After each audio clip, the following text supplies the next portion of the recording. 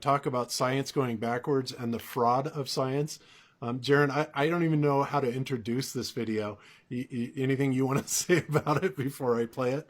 No, somebody sent it to me on Skype and said, "Did you hear this before? That the walls of the LEM were two sheets of foil thin." And I was like, "What?" And so I watched it, and yeah, I immediately sent it to you because I couldn't believe what he found. But this is great. I can't either. So you guys listen up to this. You're not going to believe it. Good engineering. And mind you, before I play this, I want to remind everybody that we're talking about a 10 to the negative 17th torr vacuum, right? That this craft is supposed to be holding out. And this is NASA people themselves talking about this. So hold on to your chair so you don't fall out of it. But here we go. So I'm going to play a clip about the construction of the LEM. Hold on a second. The skin on the crew cabin was very thin, and that was all done because of weight savings. Weight was a very critical item that always had to be considered in anything that you did. If you really took your finger and poked hard at it, you could poke right through the outer skin of the spacecraft. It was about the thickness of 2 layers of aluminum foil. But it's the kind of thing that you were reasonably cautious that you didn't jab any pointed objects through. Okay. Hold on, one more. The skin, the aluminum alloy skin of the crew compartment was about 12 thousandths of an inch thick. That's equivalent to about 3 layers of Reynolds wrap that you would use in the kitchen. They're trying to tell us that those guys spent 3 days in this little capsule with no climate control at all. Let's kind of summarize this. This is a lot of information. Okay. Yeah. So there you have it. Direct from NASA themselves. They had to be really careful with these. They'd poke a hole right through the couple of sheets of aluminum foil and Reynolds wrap of the LEM. Don't you just love how they said they had to keep weight in mind? That was a big concern. Number one priority was weight. But what about the extremely powerful vacuum of space? Like, wouldn't that be probably more important than weight, if not at least equally as important as weight? Because the last I checked, the vacuum of space is going to have a huge pressure differential, even on the moon, compared to the interior pressure of this alleged LEM. And for them to say that it was 12 thousandths of an inch thick, or whatever they claim, that's just absolutely absurd. I mean, I cannot believe that people bought that. Especially in stark contrast to the Sandusky vacuum facility, which has 8-foot thick concrete and steel walls to hold out a much lesser vacuum. Go ahead, Hiru. The average atmospheric pressure at sea level is 1013.25 mbar.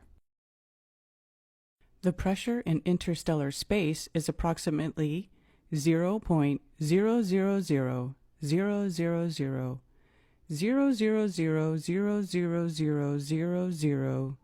0.000000000000000000000000000000000000000000000000000000000000000000000000000000000000000000000000000000000000000000000000000000000000000000000000000000000000000000000000000000000000000000000000000000000000000000000000000000000000000000000000000000000000000000000000000000000000000000000000000000000000000000000000000000000000000000000000000000000000000000000000000000000000000000000000000000000000000000000000000000000000000000000000000000000000000000000000000000000000000000000000000000000000000000000000000000000000000000000000000000000000000000000000000000000000000000000000000000000000000000000000000000000000000000000000000000000000000000000000000000000000000000000000000000000000000000000000000000000000000000000000000000000mbar.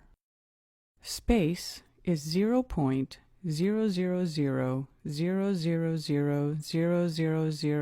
0.0000000000000000000000000000000000000000000000000000000000000000000000000000000000000000000000000000000000000000000000000000000000000000000000000000000000000000000000000000000000000000000000000000000000000000000000000000000000000000000000000000000000000000000000000000000000000000000000000000000000000000000000000000000000000000000000000000000000000000000000000000000000000000000000000000000000000000000000000 mbar. The difference in pressure is 76 quintillion, 184 quadrillion, 210 trillion, 526 billion, 315,789,474 times. You know exactly what that means.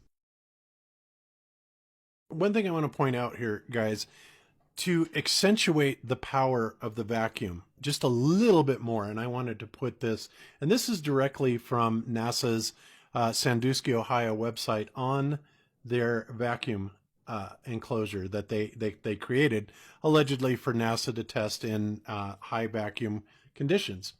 And I want to read this because it really, really drives the point home from any of you that have been listening to Wolfie 6020 and his utter BS rhetoric that oh yeah, I can double the pressure of my tire, no problem, or anything like that.